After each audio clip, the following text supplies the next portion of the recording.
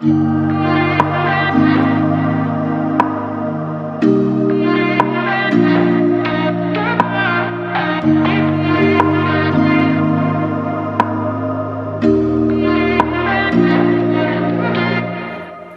देख रहे हैं क्राइम सच को। क्राइम सच पर मैं आज आपको एक स्टोरी बता रहा हूँ जो कि एक दो दिन पहले की ही घटना है।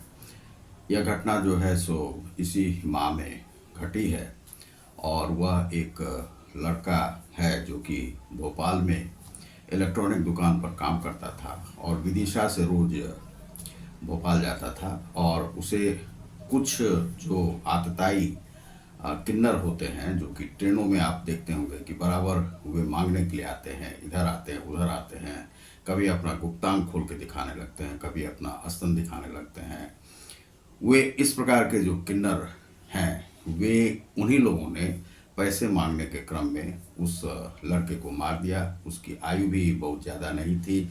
वह लड़का जो है सो अपने घर के लिए कमाता था और वह किसी विधायक का संबंधी भी है और वह विधायक जो है मध्य प्रदेश से ही विधायक है। तो उसी लड़के की कहानी मैं आज आपको बता रहा हूँ।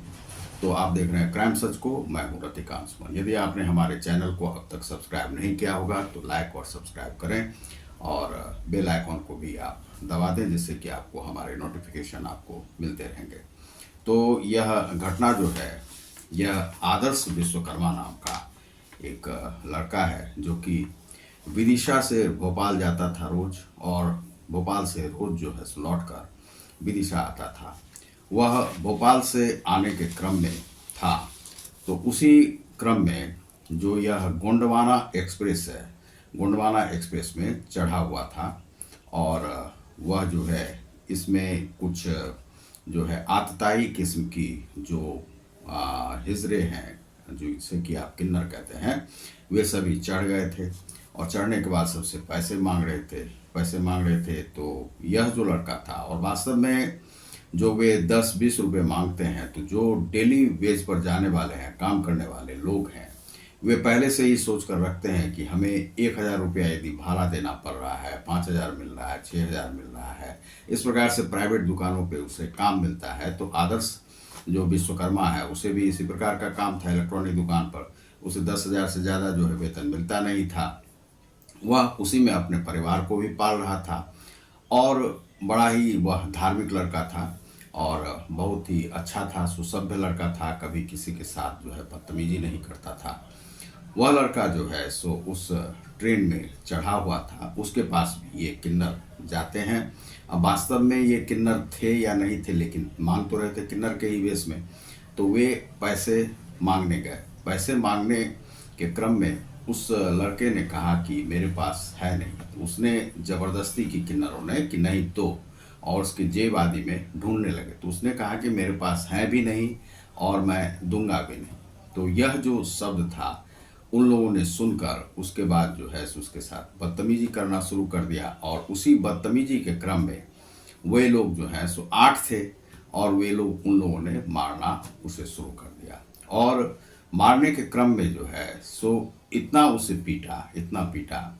और वे लोग क्या करते थे कि जो बगल में जो सीटें होती हैं ऊपर से उस पर चढ़ करके वे हिजरे सब जो हैं उसके छाती पर कूदते थे, कभी पेट पर कूदते थे और इस प्रकार से कूद कूद करके उसे मार दिया जैसे कि लगा कि कोई यमदूत आए हुए हैं और उसे जो है सो मार दिया। मारते मारते मार दिया और उसका विदिशा जो स्टेशन था वह भी क्रॉस कर गया। वह उस पर लेटा रहा। उसके बाद जो है सो उसे स्टेशन पर जो है आगे रेलवे लाइन पर वह फेंक दिया गया। वह जब अपने घर नहीं लौटा तो उसके परिवार वालों ने सोचा कि क्या हुआ। उसके बाद सूचनाएं इधर उधर करने लगे। बाद में जो है सो वह वीडियो आदि पर जो देखा वहाँ पर पुलिस ने जो है सो उस चेहरे को दिखाया कि वहाँ पर लाइन पर जो है सो यह पड़ा हुआ मिला है, वह मरा हुआ था और वह आदर्श विश्वकर्मा की जो लाश मिली पुलिस को। तो तब इन लोगों ने पहचान किया कि यह तो आदर्श विश्वकर्मा है और तब लोग गए वहाँ पर और उसके बाद जो है सो उसका पोस्टमार्टम वगैरह हुआ और पोस्टमार्टम के रिपोर्ट में आया है कि उसे जो है सो मल्टी इंजुरीज है। मल्टी इंजुरीज इतनी मतलब पिटाई की गई है, पेट, छाती, बाँह और सर पर और पीठ पर, टांगों पर। इस प्रकार से उन 8 जो बड़ा ही वजनदार लोग थे, इतने मजबूत लोग थे, उन लोगों ने पीट पीट करके उसे मार दिया है, जो कि हंड्रेड्स ऑफ इंजुरीज जो है उसके शरीर पर पाए गए हैं। अब उस ट्रेन की बात मैं करता हूँ कि उस बॉगी में जितने भी लोग बैठे हुए थे, लगभग 300 के आसपास लोग होंगे बैठे हुए, लेकिन उन लोगों ने भी उसे बचाने का प्रयास नहीं किया। केवल दूर से बोलते थे, अरे छोड़ दो उसे, मर जाएगा, या कुछ इस प्रकार से बोलते रहे, लेकिन कोई बीच बचाव नहीं करने आया, क्योंकि वे जो किन्नर थे वे 8 की संख्या में थे। और ये किन्नर इस प्रकार से ट्रेनों में करते हैं कि यदि आपने पैसा नहीं दिया तो आपके साथ मार कुटाई करते हैं, कई बार जो है सो इस प्रकार से ट्रेन पर से फेंक दिया करते हैं। जब मैं दिल्ली में लिखा करता था अखबारों के लिए, तो उस समय में मैंने जो है सो यह लिखा था कि हिजड़े इस प्रकार से करते हैं, किन्नर इस प्रकार से करते हैं, इसीलिए इसे बैन किया गया। और जब बैन उसे नीतीश गवर्नमेंट तभी जो है सो रेलवे मंत्री में थे, तो नीतीश सरकार ने और नीतीश कुमार थे, उन्होंने इसे बैन कर दिया था उस समय में। लेकिन अब फिर से देखते हैं कि बसों में, रास्ते पर, कहीं होटलों में, कहीं धर्मशालाओं में, कहीं मंदिरों में, ये जो है सो इस प्रकार से आतताई के रूप में रेलवे में जाते हैं। जैसे पैसेंजर जा रहे हैं तो उससे जो है मांगते हैं, और जो नहीं देते हैं उनकी मार कुटाई करते हैं। और कई घटनाएं इसमें आ जाती हैं कि ट्रेन से फेंके जाते हैं तो उसका पता भी नहीं चलता है, ना जीआरपी पता करने का प्रयास करता है, कैसे मरा, कैसे क्या हुआ, कोई ध्यान नहीं देता है। तो इस प्रकार से लोग जो है सो मर रहे हैं। तो भाई इन लोगों का जो है सो कुछ ना कुछ तो इस प्रकार से व्यवस्था करनी पड़ेगी सरकार को, कि मान लीजिए कि कोई भी आया ट्रेन में मांगना शुरू कर देता है। मैं जब दिल्ली में था तो जो वहाँ पर भिखारी थे, लगभग 2600-3000 के आसपास वहाँ पर भिखारी थे जो मांगते रहते थे, और बच्चों से भिक्षा मंगवाने का प्रयास करते थे, और वे लोग जो है सो किसी का आँख फोड़ देते थे बच्चों का। इस प्रकार से जब मैं लिखा तो वहाँ पर जो है सो बहुत सारे बच्चे इस प्रकार से लूले लंगड़े जो है मिले थे, जिनसे कि भीख मंगाने का काम किया जाता था। और ये भिखारी जो हैं सो वहाँ पर राजधानी में भीख मांगा करते थे, तो उस पर जो है सो यह लगाया गया कि पाबंदी की दिल्ली में कोई भी भीख नहीं मांगा। इंदौर शहर में भी ऐसा है कि वहाँ पर भीख लेना और देना दोनों जो है सो मना है, और वह जुर्म है, तो वहाँ पर है। लेकिन मध्य प्रदेश में भी इस प्रकार से है, लेकिन वहाँ पर जो है इस प्रकार से किन्नर मांगते हैं। तो यह कहा जाता है कि जीआरपी और जो पुलिस वाले हैं उससे वे लोग मिले रहते हैं, उनको कमीशन खिलाते हैं और ट्रेन पर जाके लूट खसुट करते हैं, और आप उसको कुछ बोल नहीं सकते हैं। इतनी तादाद में रहते हैं कि आप उनको कुछ भी नहीं कह सकते हैं। और सरकार सोचती है कि भाई ये लोग खाएंगे कहाँ से, लेकिन खाना पीना क्या है, खाना पीना तो आप उनको अनाज तो देते हैं, या तो नहीं दे रहे हैं तो उनको अनाज दीजिए, और अनाज दीजिए या उनको कुछ पेंशन दीजिए। लेकिन वे लोगों को, जनरल पब्लिक को इस प्रकार से जो परेशान करते हैं, इस प्रकार से मार मार के चले जाते हैं, तो सरकार किस कारण से होती है? सरकार होती है सेफ्टी के लिए। तो सरकार जो है, मध्य प्रदेश की सरकार को इस पर संज्ञान लेना चाहिए, और उन लोगों को तुरंत ही जो है पकड़ करके जो भी कार्रवाई की जा सकती है। अब इसमें क्या है कि जो किन्नर समाज हैं, वे किन्नर समाज आ रहे हैं बाहर कि भाई ये किन्नर नहीं है 8, और ये वे लोग किन्नर से बाहर हैं, ऐसा हो नहीं सकता है। तो भाई वे कौन हैं, तुम ही लोग ढूंढ कर लाओ। तो उस पर से वे लोग एजिटेशन कर रहे हैं कि हम लोगों के साथ ये ज्यादती हो रही है। ये ज्यादती वगैरह कुछ नहीं हो रही है। इनको जो है लाइसेंसिंग किया जाए, इन लोगों का पहचान पत्र बनाया जाए, इनका जो है स्त्री किन्नर है या पुरुष किन्नर है वह देखा जाए।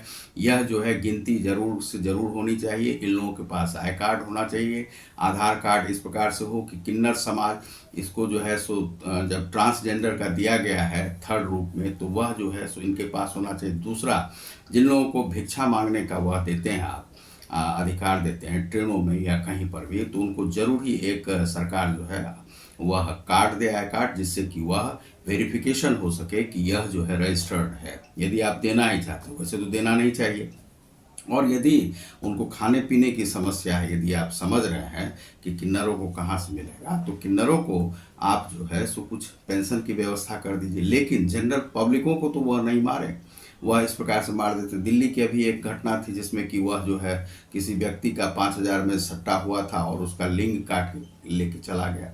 तो इस प्रकार से बाद में पता चला कि वो एक किन्नर के ही समूह के थे और वह भी जो है स्वयं से ही वह ऐसा करवा रहा था।